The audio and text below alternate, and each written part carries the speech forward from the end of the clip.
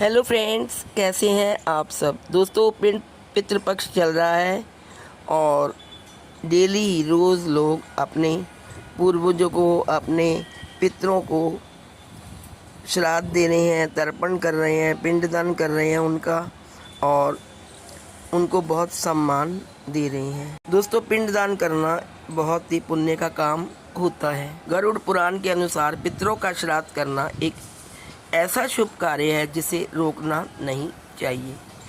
जरूर पिंडदान या श्राद्ध करना चाहिए।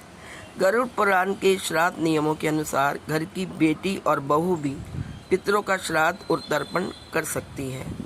रामायण की एक कथा के अनुसार माता सीता ने भी राजा दशरथ का पिंडदान किया था। सीता जी ने जब अपने ससुर राजा जी का पिंडदान किया था तो उस समय एक ऐसी घटना घटी थी जिसके बाद सीता जी को 3 लोगों को शाप और 1 को वरदान देना पड़ा। आइए जानते हैं कि रामायण कथा में सीता माता ने राजा दशरथ को पिंडदान कैसे किया और कौन कौन उनके साक्षी थे, और फिर उसके बाद माता सीता ने किस किस को श्राप दिया और किस को वरदान दिया। जब श्री राम, लक्ष्मण जी और देवी सीता वनवास के लिए गए थे, राम जी के वियोग में राजा दशरथ का देहांत हो गया था। ये तो सब जानते ही हैं। श्री राम, लक्ष्मण और देवी सीता को जब इस बात का पता लगा तो पितृपक्ष में तीनों राजा दशरथ का श्राद्ध करने के लिए बिहार गया में स्थित फाल्गु नदी पर पहुँचे। फाल्गु नदी के तट पर पहुंचकर श्री राम और लक्ष्मण श्राद्ध के लिए जरूरी सामान लेने नगर में चले गए, जबकि माता सीता उनके वापस लौटने की प्रतीक्षा करने लगी। बहुत समय बाद जब श्री राम और लक्ष्मण जी नहीं आए तो पिंडदान करने का शुभ मुहूर्त निकला जा रहा था। वहीं दूसरी तरफ माता सीता फाल्गु नदी के किनारे बैठकर प्रभु श्री राम और लक्ष्मण जी के वापस लौटने की प्रतीक्षा कर रही थी। माता सीता को अकेले तट पर बैठा देखकर राजा दशरथ की आत्मा सीता जी के पास आई और पिंडदान करने के लिए कहने लगी। माता सीता ने कहा कि उनके पुत्र के होते हुए वे पुत्र वधू होकर कैसे पिंडदान कर सकती हैं। माता सीता के प्रश्न का उत्तर देते हुए राजा दशरथ ने कहा, हे सीते, मैं यमलोक से आया हूँ। वहाँ के बनाए नियमों के अनुसार पिंडदान पुत्री और पुत्र वधू भी कर सकती है, क्योंकि वे भी कुल का अंश है। पिंडदान का मुहूर्त निकल जाने पर मेरी आत्मा को मुक्ति नहीं मिलेगी, इसलिए तुम शीघ्र ही मेरा पिंडदान कर दो। अपने ससुर राजा दशरथ की बात सुनकर माता सीता ने दशरथ जी का पिंडदान करना स्वीकार किया। फाल्गु नदी के किनारे बैठकर माता सीता ने मंत्रों का उच्चारण करते हुए अपने पितर राजा दशरथ का पिंडदान किया।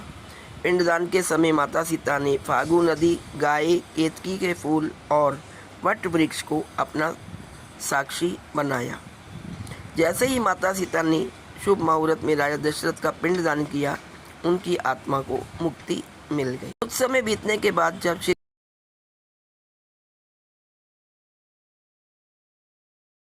राम, लक्ष्मण सीता जी के पास लौटे तो सीता जी ने उन्हें राजा दशरथ की आत्मा की धरती लोक पर आने की घटना के विषय में बताया। सीता जी के मुख से वह पूरी घटना सुनकर श्री राम और लक्ष्मण को बहुत आश्चर्य हुआ। माता सीता प्रभु श्री राम और श्री लक्ष्मण जी को आश्चर्य के कारण समझ गई, इसलिए उन्होंने फाल्गु नदी, गाय, वट वृक्ष और केतकी के फूल का आवाहन करके उन्हें गवाही देने को कहा। सीता जी ने इन चारों से प्रार्थना की कि वे पिंडदान की पूरी घटना श्री राम जी को बताएं कि उन्हें किन परिस्थितियों में राजा दशरथ का पिंडदान करना पड़ा। लेकिन तभी एक ऐसी विचित्र घटना घटी जो हमेशा के लिए कलयुग से जुड़ गई। वास्तव में चारों गवाह में से 3 ने झूठ बोल दिया कि उन्हें इस बारे में कुछ पता ही नहीं।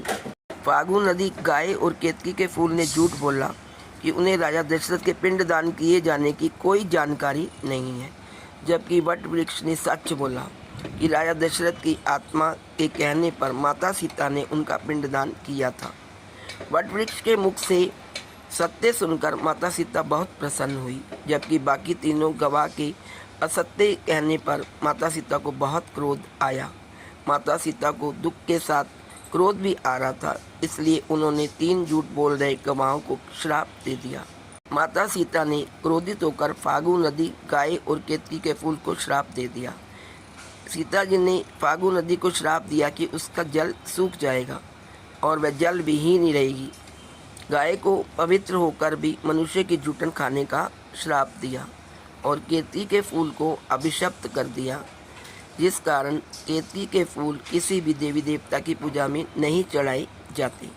माता सीता ने सत्य बोल रहे वट वृक्ष को दीर्घायु होने का आशीर्वाद और वरदान दे दिया। माता सीता के दिए गए शाप और वरदान का प्रभाव कलयुग में भी दिखता है। फागु नदी जल विहीन है, इस नदी के रेत से पिंडदान किया जाता है। गाय पूजनीय होकर भी आज जूठन खाने पर मजबूर है और केतकी का फूल पूजा में नहीं चढ़ाया जाता। वही वट वृक्ष की आयु बहुत लंबी होती है।